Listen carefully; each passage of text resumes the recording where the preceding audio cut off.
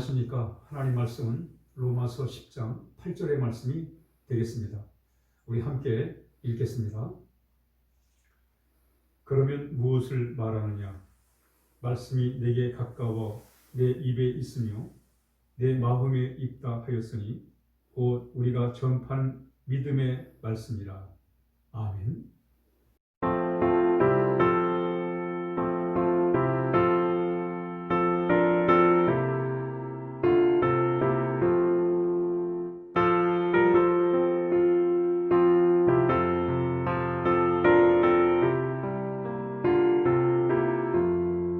주의 말씀 받은 그날 참 기쁘고 복되도다. 이 기쁜 마음 못 이겨서 온 세상에 전하노라. 기쁜 날 주 나의 죄 다 씻은 날 늘 깨어서 기도하고 늘 기쁘게 살아가리. 기쁜 날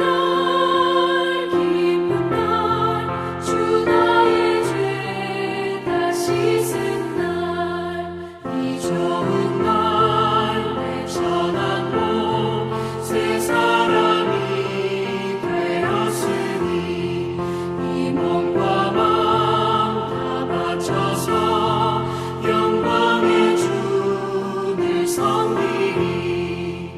기쁜 날 주 나의 죄 다 씻은 날 늘 깨어서 기도하고 늘 기쁘게 살아가리.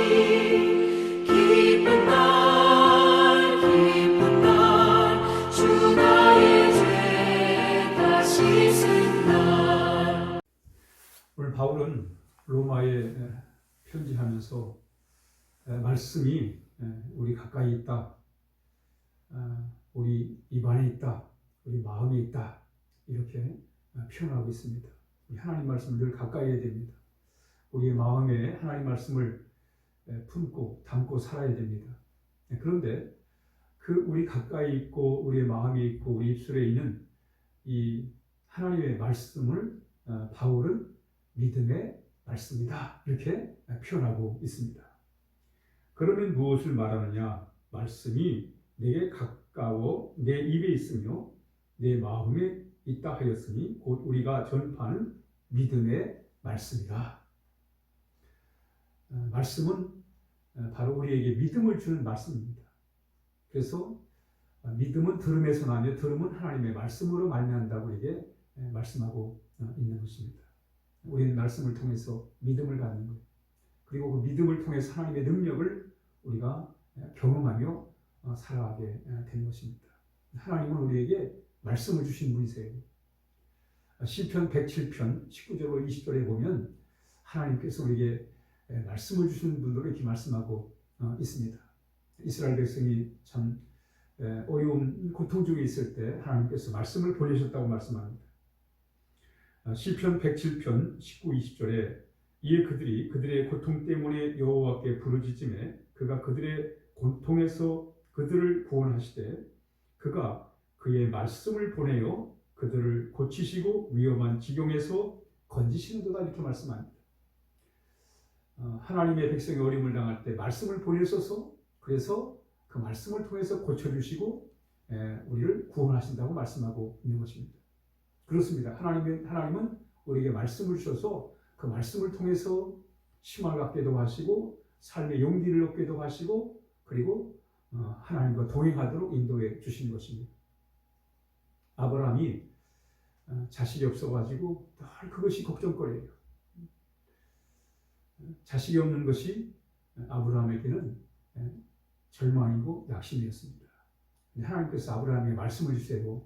내가 너로 새로운 나라를 세우게 할 거다. 그리고 네 이름을 창대케 할 것이고 너는 복의 근원이 되게 할 것이다.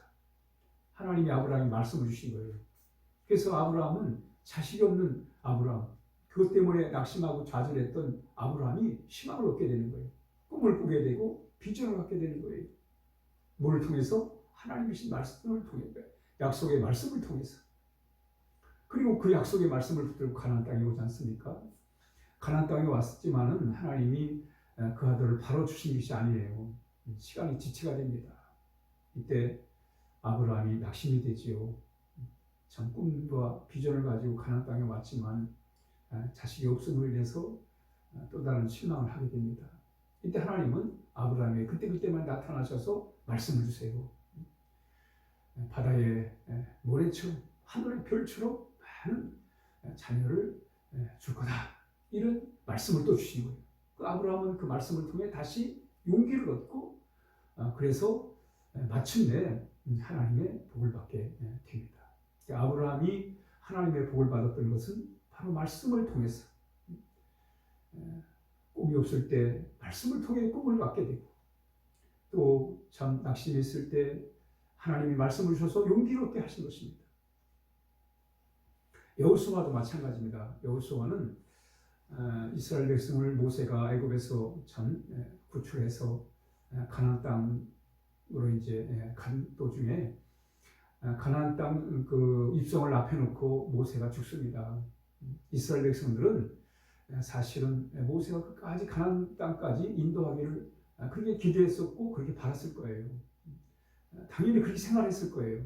그런데 정말 가장 중요한 시기에 가나안 땅 점령을 앞두고 모세가 세상을 떠나게 됩니다. 갑작스럽게 세상을 떠나는 거예요. 이때 이스라엘 백성과 여호수아는 크게 낙심을 하게 됩니다. 앞으로 어떻게 되는가? 이때 하나님이 여호수아에게 말씀을 주세요. 뭐라고 말씀하시냐면 요단강을 건너서 가나안 땅에 들어가라는 거예요. 그 땅을 주겠다는 거예요. 그 땅이 너의 땅이 되게 하시겠다는 거예요. 하나님 여호수아에게 말씀을 주심으로 여호수아가 희망을 갖게 되는 거예요. 비전을 갖게 되는 거예요. 우리도 가나안에 들어갈 수 있다는 그런 용기를 갖게 되는 것입니다. 그렇지만 사실 여호수아는 그 가나안을 들어가는 것이 쉽지 않았습니다. 이미 이스라엘 백성들은 다 알았어요. 가나안이 어떻고 가나안 사람들이 어떻고 가나안 성에 대해서 다 알고 있었습니다.